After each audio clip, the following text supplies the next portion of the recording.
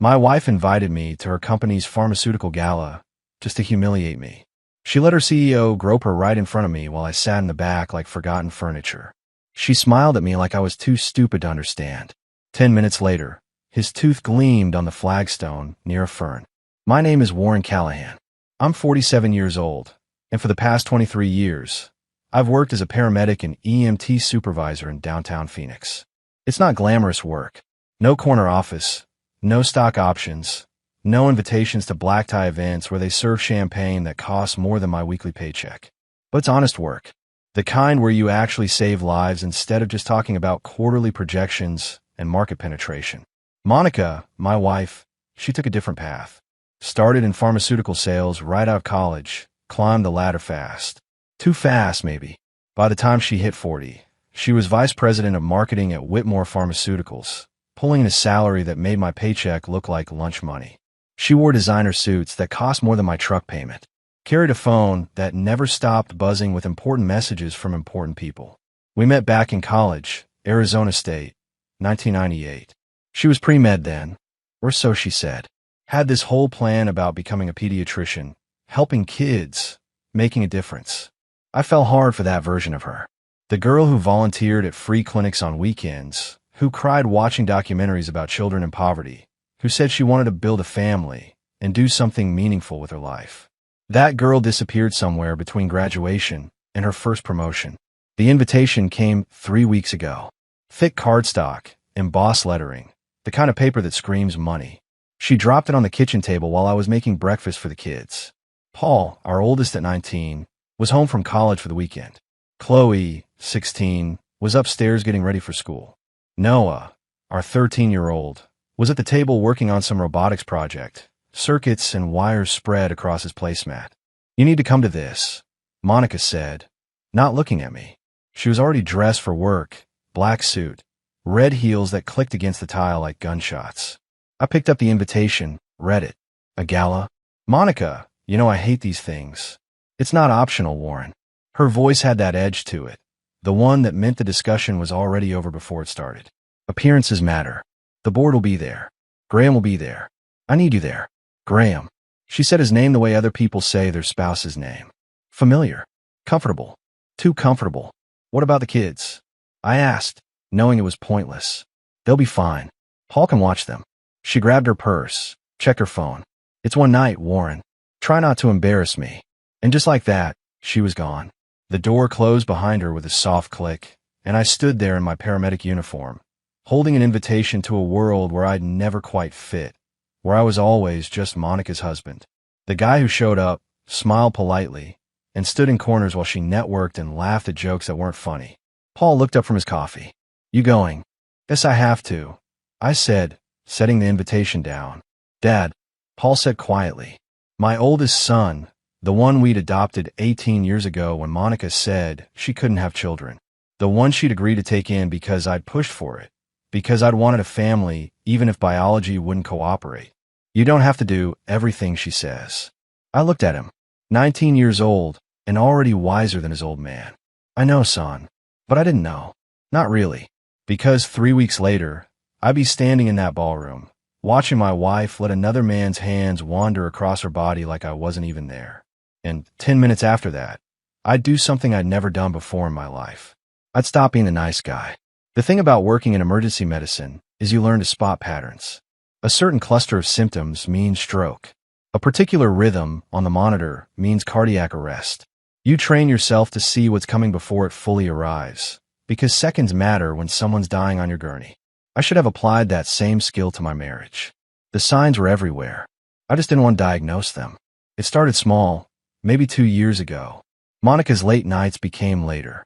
Her business trips multiplied. The smell of cologne that wasn't mine would cling to her coat. When I asked about it, she'd laugh it off. "Warren, I work with men all day. What do you expect?" I expected my wife not to come home smelling like someone else. Then came the phone calls.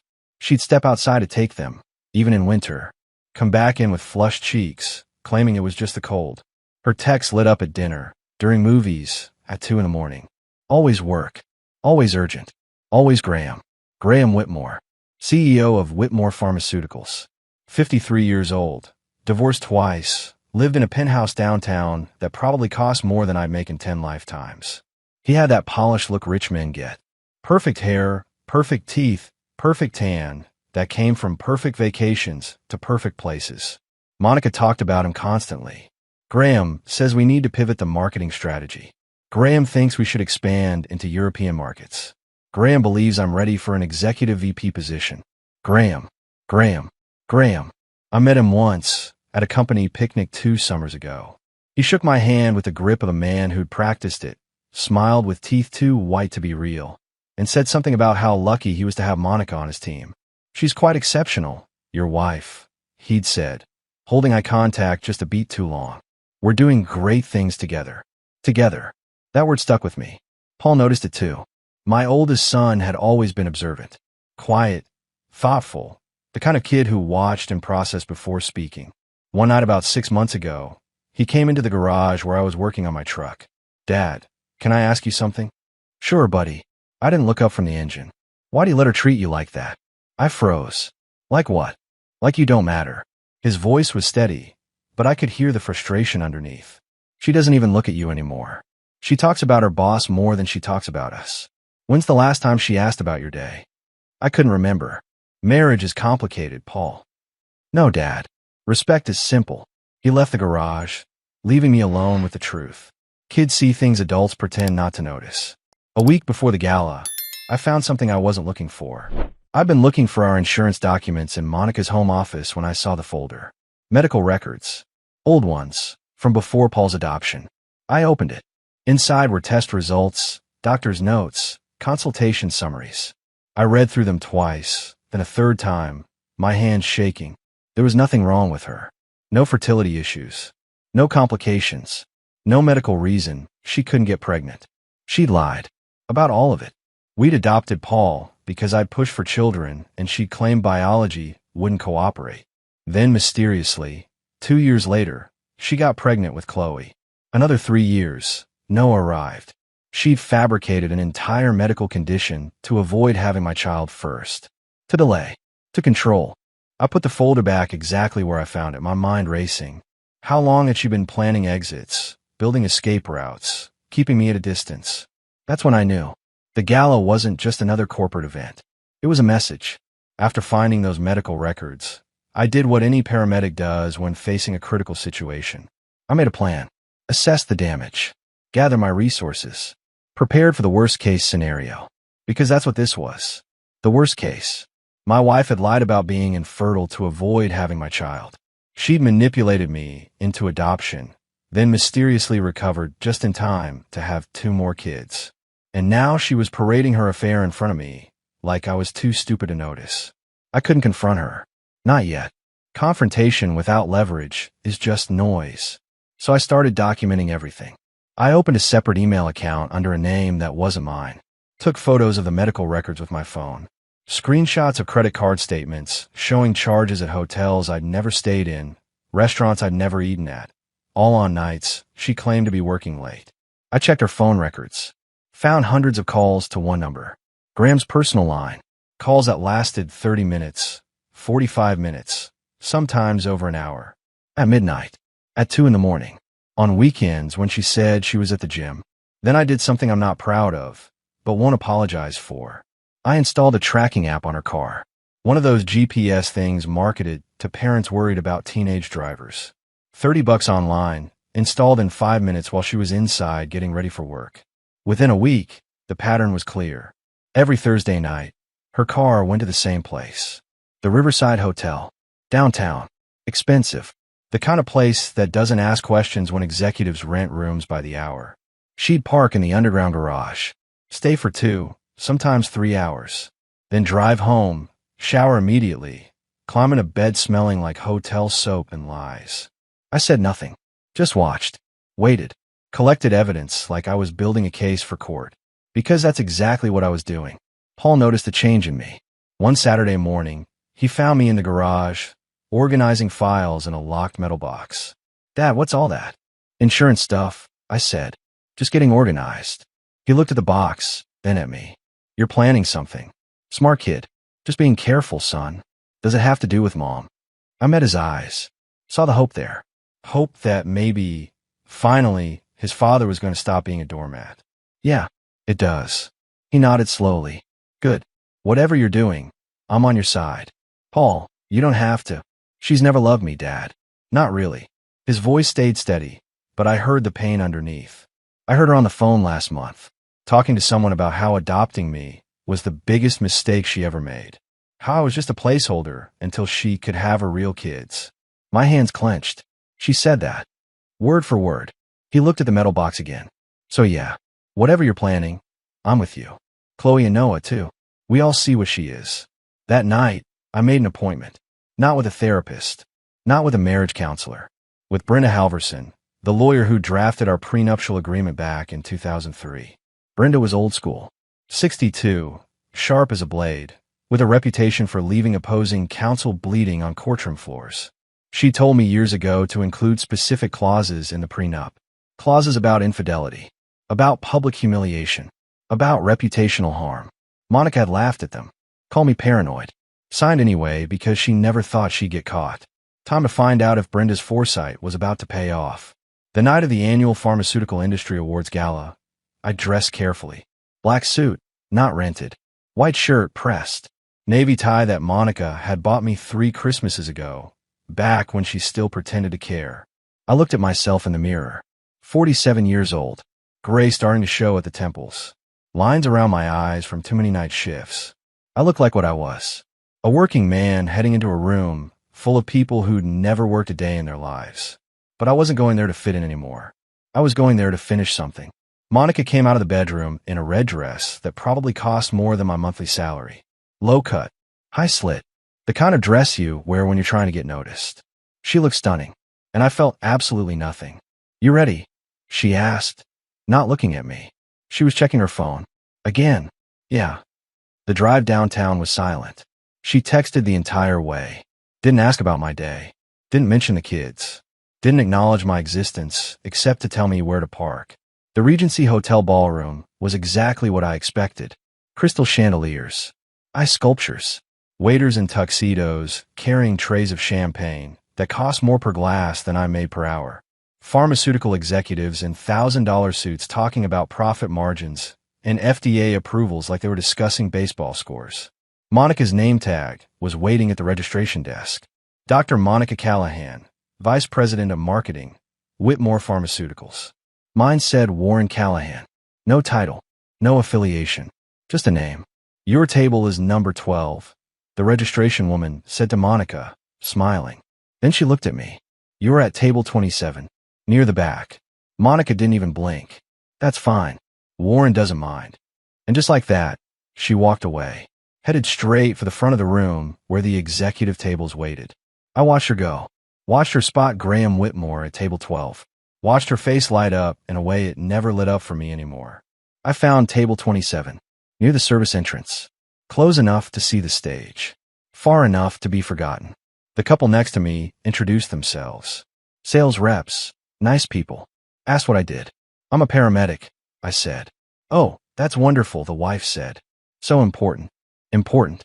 But not important enough to sit at the front. The speeches started. Some vice president talking about innovation and commitment and partnership. Corporate word salad that meant nothing. Then Graham Whitmore stood up. 53 years old. Perfect hair. Perfect smile. Perfect everything. He thanked the team. Made a joke about working late with dedicated people. His eyes found Monica when he said it. She smiled back. Then I saw it. His hand, moving slowly under the table, landing on her thigh. Her red dress riding up slightly as she shifted to give him better access. She didn't push him away. Didn't flinch. Didn't even look uncomfortable. She looked pleased. My jaw clenched. My hands gripped the edge of the table. The couple next to me kept talking, but I didn't hear them anymore. I just watched my wife let another man touch her in a room full of people. Watched her smile at me across the distance like this was exactly what she wanted me to see. 10 minutes, I thought. Just 10 more minutes. Graham Whitmore excused himself from the executive table exactly 8 minutes after his hand disappeared under my wife's dress. I'd been counting, watching, waiting for the pattern to repeat itself, because men like him are creatures of habit. He straightened his tie, said something to Monica that made her laugh, and walked toward the side exit that led to the patio. The smoking area, where executives went to make deals and tell jokes they couldn't say in front of shareholders. I stood up. The couple at my table barely noticed. They were deep in conversation about quarterly projections or some other thing that didn't matter. I walked calmly through the ballroom, past tables of people drinking expensive wine and pretending their lives had meaning, past waiters carrying trays of desserts nobody would eat, past the registration desk where my name tag had identified me as nobody important. The patio was barely lit, just a few wall sconces casting amber light across flagstone and potted plants that looked expensive but artificial. Graham stood near the far railing, lighting a cigar. Cuban, probably. The kind you can't get legally, but men like him always have connections for. He heard my footsteps, turned, saw me approaching in my off-the-rack suit with my working man's hands and my paramedic shoulders. "Oh," he said, smiling like we were old friends. "Warren, right? Didn't know you smoked." "I don't." I stopped 3 feet away, close enough to see the smug satisfaction in his eyes. The kind of look men get when they think they've won something. His smile widened. "Then what can I do for you?" "You're going to apologize." The smile faltered. "Just for a second. Excuse me for putting your hands on my wife. In front of me. In front of everyone." My voice stayed level, calm, the way it does when I'm talking someone down from a ledge or telling a family their loved one didn't make it. "You're going to apologize." He laughed. Actually laughed. One of those short, dismissive sounds that rich men make when poor men challenge them. "Look, Warren, I don't know what you think you saw. I saw you grill my wife at table 12 while she smiled at me like I was too stupid to notice. I saw your hand on her thigh. I saw her let you." He took a drag from his cigar, exhaled slowly. "Your wife and I have a professional relationship. A close professional relationship. We work well together. That's all. That's all. That's all." He leaned against the railing. Casual. Comfortable. Like this conversation was already over. "And frankly, if you have concerns about your marriage, maybe you should take them up with Monica. Not with me. I'm just her boss. Just her boss." The words hung there between us like smoke. "So you're not going to apologize. For what?" He spread his hands. "For being successful, for recognizing talent, for giving your wife opportunities you never could." He pointed at me with the cigar. "Let's be honest, Warren. You and Monica, you're not exactly in the same league anymore. She's going places. Big places. And well, you're a paramedic." He said it like paramedic was another word for failure. "She deserves someone who can keep up with her," Graham continued. "Someone on her level. Someone who understands ambition and power and what it takes to win." He smiled again. "Someone like me." I didn't say anything. Just looked at him. Really looked at him. 53 years old. 2 divorces. A history of affairs with employees that his lawyers paid to keep quiet. A man who thought money and position made him untouchable. "You done?" I asked quietly. "Yeah, I'm done. Now if you'll excuse me." I hit him once. Clean. Direct. Right on the jaw. Not a wild swing. Not an emotional outburst. Just a single, precise punch delivered with 23 years of lifting patients and equipment and working double shifts that kept my body strong. His head snapped sideways. The cigar flew from his hand in a spinning arc of red ember. His knees buckled. He went down hard, back slamming against the flagstone with a sound like a rug being beaten. A tooth skittered across the patio. One of his front ones. It caught the amber light, gleaming white against dark stone before rolling to a stop near a potted fern. He lay there, stunned, mouth open, blood starting to pool where the tooth used to be. His perfect smile suddenly very imperfect. I stood over him, adjusted my cuffs, looked down at the man who thought he could take my wife because he had more money in a corner office. "That's for touching her," I said, "and for thinking I wouldn't do anything about it." Then I walked back inside, left him bleeding on the patio with his Cuban cigar smoldering on the flagstone and his tooth keeping it company. I walked back in the ballroom like nothing had happened, straightened my tie, grabbed a glass of water from a passing waiter, returned to table 27, where the couple next to me was still discussing market shares and profit margins. "Everything all right?" the wife asked. "You were gone a while. Just needed some air," I said. 5 minutes later, the murmur started. Low at first, then spreading. People whispering, looking toward the patio entrance. A waiter rushed past, moving quickly toward the service area. Then Graham Whitmore appeared. He walked slowly, One hand pressed his mouth. Blood seeped between his fingers. His perfect hair was mussed. His expensive suit had dirt on the shoulders. But what caught everyone's attention was his smile. Or rather, the gap where his smile used to be. The ballroom went quiet. That special kind of silence that happens when something scandalous occurs and nobody knows how to react yet. Graham made it halfway to the executive table before hotel security intercepted him. Two men in dark suits, earpieces, the kind of security rich people pay for. They surrounded him, speaking in low, urgent tones.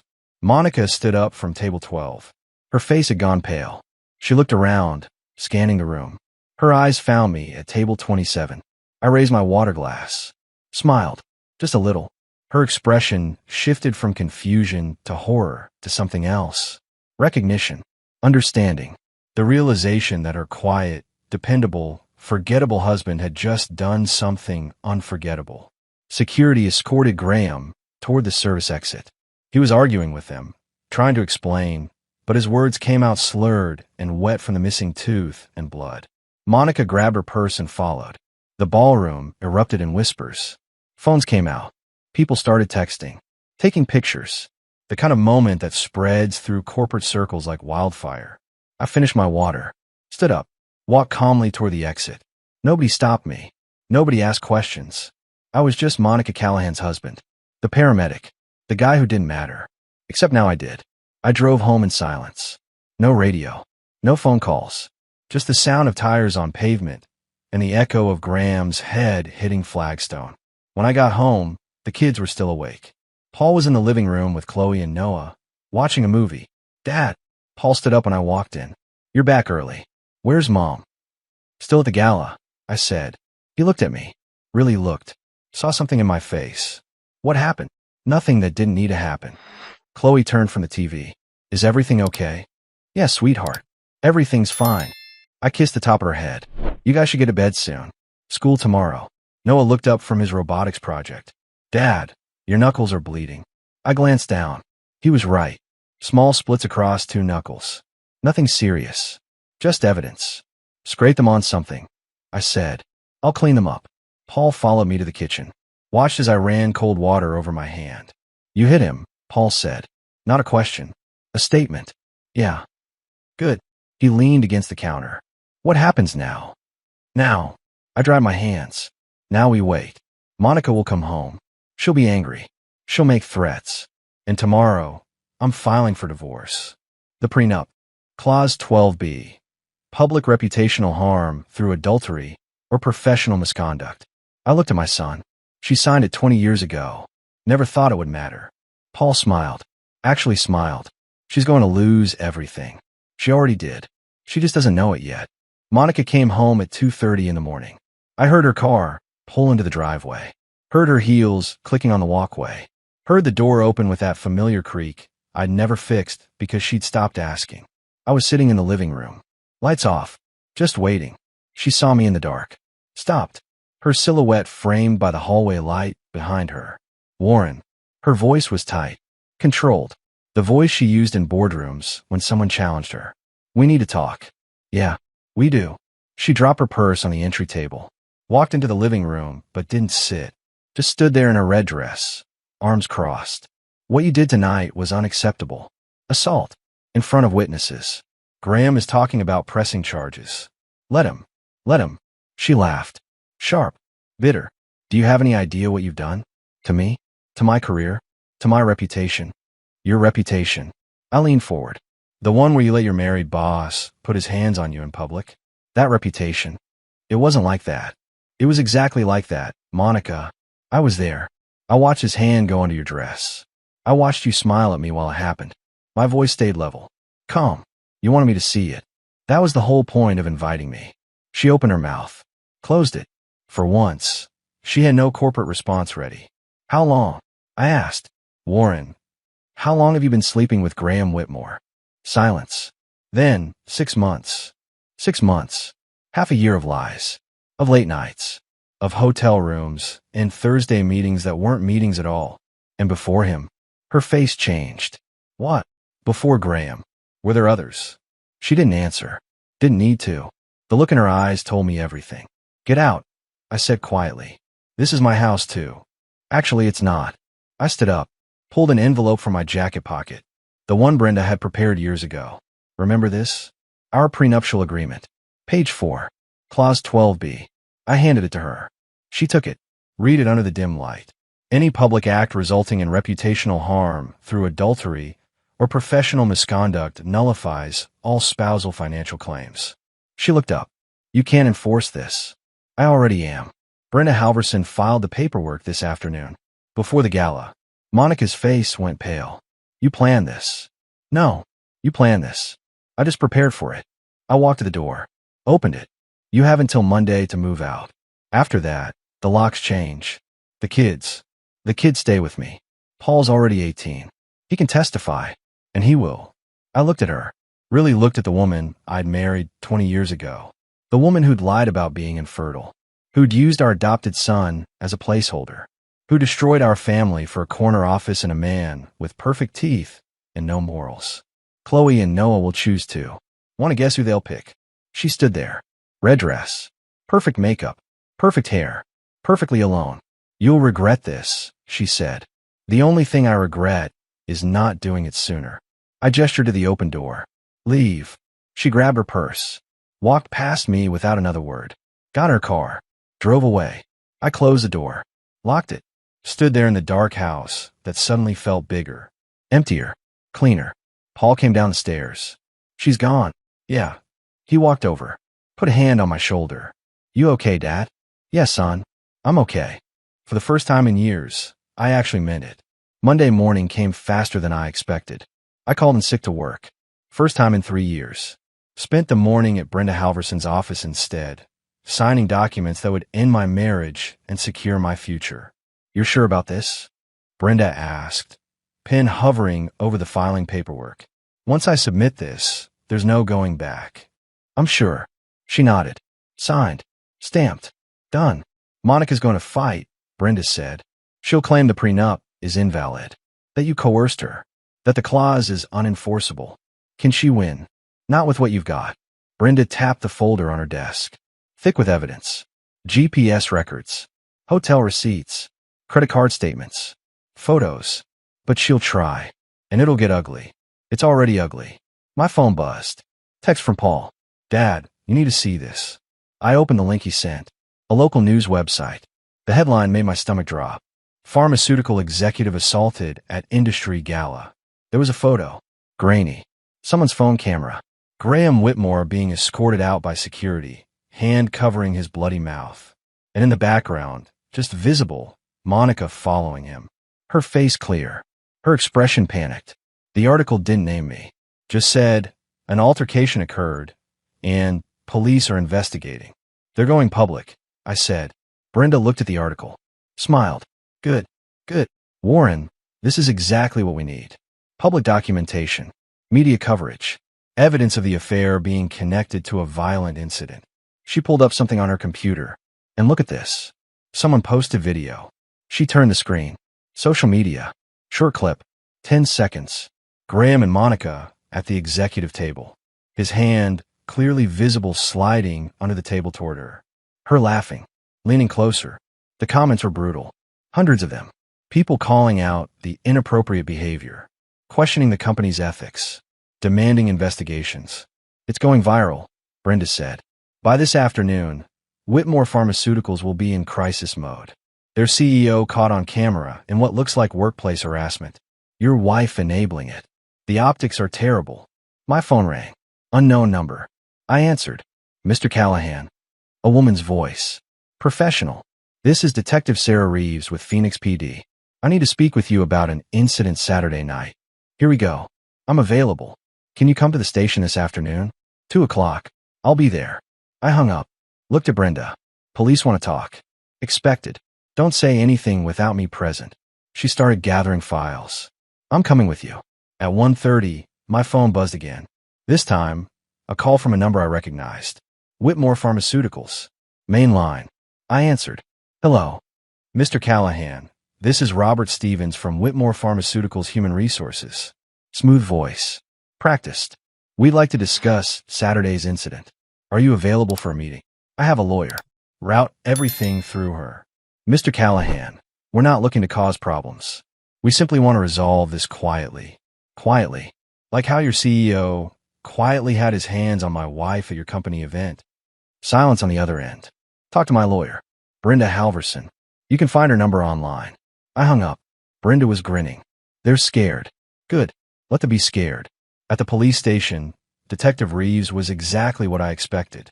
Mid-40s. Sharp eyes. 15 years of dealing with liars and truth-tellers. She led us to an interview room.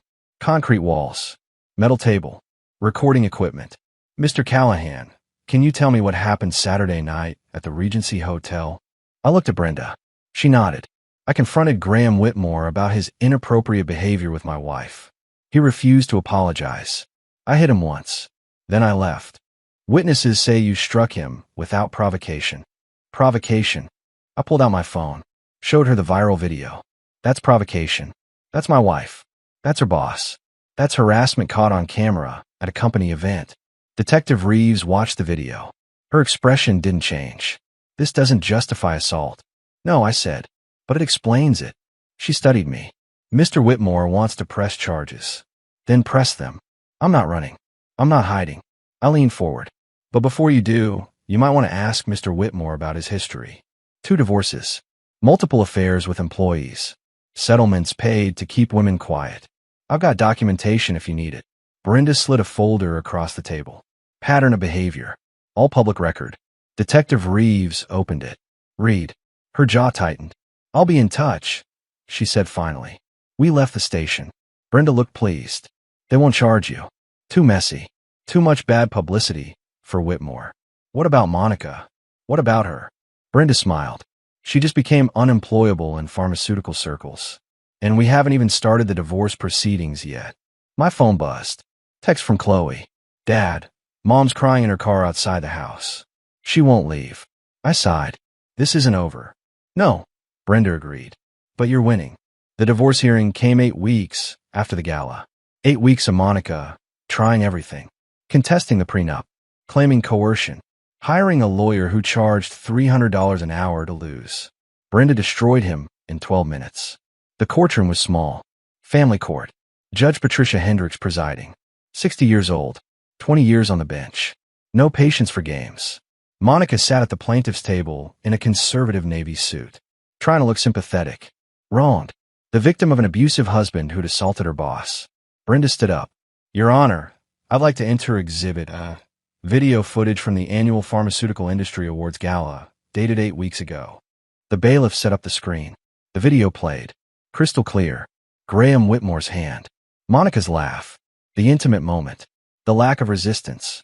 Monica's lawyer objected. This is irrelevant. Overruled. Judge Hendricks said. Continue. Brenda played more. Screenshots of text messages between Monica and Graham. Hundreds of them. Some explicit. Some just damning. Hotel receipts. GPS logs from her car. A pattern spanning 6 months. Your Honor, Mrs. Callahan engaged in a sustained extramarital affair with her direct supervisor. She did so publicly at company events. She did so in ways that brought direct reputational harm to my client, as specified in Clause 12B of their prenuptial agreement, signed in 2003. Monica's lawyer tried again. The prenup was signed under duress. Was it? Brenda pulled out another document. This is the email Mrs. Callahan sent her attorney in 2003 after reviewing the prenup. Quote, the clauses are fair. Warren's just being cautious. I'm signing it voluntarily. Signed. Dated. Notarized. Judge Hendricks read the document. Looked at Monica. Is this your signature? Monica's voice was small. Yes. Then the prenup stands. Judge Hendricks turned to Brenda. What are you seeking? Full enforcement of Clause 12B. All marital assets to my client. Primary custody of the 2 minor children. Mrs. Callahan to retain only assets she brought into the marriage and her personal vehicle. Your Honor, that's excessive. Monica's lawyer started. Is it? Judge Hendricks looked at Monica. Mrs. Callahan, did you engage in an extramarital affair with Graham Whitmore? Silence. Answer the question. Yes. Monica's voice cracked. Did you do so at public company events where your husband was present? It wasn't like that. Yes or no? Yes. Judge Hendricks made a note. Call your first witness, Ms. Halverson. I call Paul Callahan. Paul walked to the stand. 19 years old. Steady. Clear-eyed. He was sworn in. Paul, what is your relationship to the defendant? She's my adoptive mother. Can you describe her relationship with you and your siblings? Paul didn't hesitate. Distant. Cold. She missed birthdays. Forgot school events. When I was 17, I overheard her on the phone telling someone that adopting me was the biggest mistake she'd made. That I was just a placeholder until she could have her real kids. Monica's face went pale. Did she love you, in your opinion? No. She loved her career, her status, herself. She tolerated us because it looked good. Monica's lawyer jumped up. Objection, speculation. It's his experience, Your Honor, Brenda said calmly. He's allowed to testify to that. Overruled. Continue. Paul's testimony lasted 20 minutes. Every word calm. Factual. Devastating. Then Brenda called me. I told the truth. All of it. The fake infertility diagnosis. The lies. The affair. The public humiliation. Monica's lawyer tried to make me look violent. Unstable. Mr. Callahan, you struck Graham Whitmore, correct? I did. Without provocation. With significant provocation. He refused to apologize for sexually harassing my wife at a public event. He told me she was too good for me, that she deserved someone on her level, someone like him. So you hit him? Yes. And you don't regret it? I looked at Monica, then back at the lawyer. No, I don't. Judge Hendricks banged her gavel. Mr. Callahan, while I don't condone violence, I understand the context. She looked at Monica.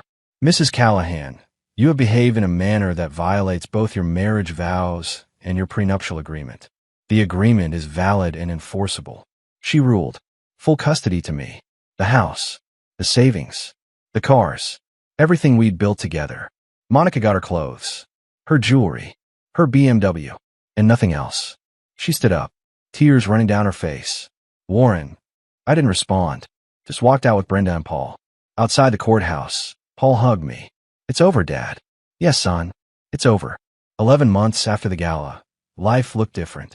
Graham Whitmore was no longer CEO of Whitmore Pharmaceuticals. The board forced him out 3 weeks after the video went viral. Gave him a severance package and a non-disclosure agreement. Last I heard, he was consulting for a startup in California. Divorced for the 3rd time. Monica took a job in Minnesota. Mid-level position at a generic drug company. No corner office. No executive title. Just a job. She called the kids once a month. They rarely answered. Paul graduated from Arizona State with honors. Got into law school at Stanford. Told me he wanted to specialize in family law. Help people like us. Chloe was applying to colleges. 17 now. Strong. Independent. She'd grown closer to me over the past year. Said she finally understood what real love looked like. Noah was building robots in the garage. 14 years old. Already talking about engineering programs. He still asked about his mother sometimes. I told him the truth. That sometimes people choose careers over family. It was her loss, not his. I went back to work as a paramedic. My shifts. My patients. My purpose. It felt good to save lives again instead of fighting legal battles. One Saturday morning, I was in the garage working on my truck when Chloe came out. Dad, someone's here to see you. I wiped my hands. Walked to the front door. A woman stood on the porch. Mid-40s. Dark hair. Kind eyes. She wore hospital scrubs. Warren Callahan. That's me. I'm Lisa Brennan. I work in the ER at Phoenix General. We've crossed paths a few times on calls. I remembered her. Trauma nurse. Competent. Calm under pressure. What can I do for you? I heard what happened. With your divorce. With the gala. She smiled slightly. Everyone in the hospital heard about it. Some people think you're crazy. But most of us think you're brave. I just did what needed doing. That's what makes it brave. She held out a card. A bunch of us from the ER are doing a charity run next month. Kids hospital fundraiser. I thought maybe you want to join.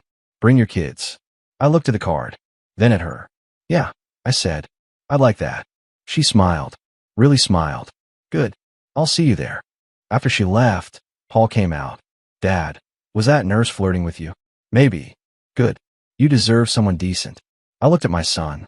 19 years old. Wiser than I'd been at 30. Thanks, Paul. That evening, all 3 kids and I sat down for dinner. Homemade lasagna. Noah's favorite. We talked about school. College applications. Robot competitions. Normal things. After dinner, Chloe brought out a photo album. Our family. Before everything fell apart. Should we keep these? She asked. The ones with Mom. I looked at the photos. Monica smiling. Younger. Different. Before ambition ate everything else. Keep them, I said. Not for her. For you. So you remember where you came from. Noah looked up. Dad, are you happy now? Honest question. Deserved an honest answer. Yeah, buddy. I am. And I was. My marriage was over. My ex-wife had chosen status over family. I'd lost years trying to fix something that was broken from the start. But I had my kids. My integrity. My self-respect. I'd punched a man who thought money made him untouchable. I'd enforced a contract that protected me when love failed. I'd fought for my family when everyone expected me to stay quiet. The story went viral. People made memes, wrote articles, debated whether I was right or wrong. I didn't care. I wasn't doing it for them. I did it for the man in the mirror. The one who'd been invisible for too long. The one who finally decided he mattered.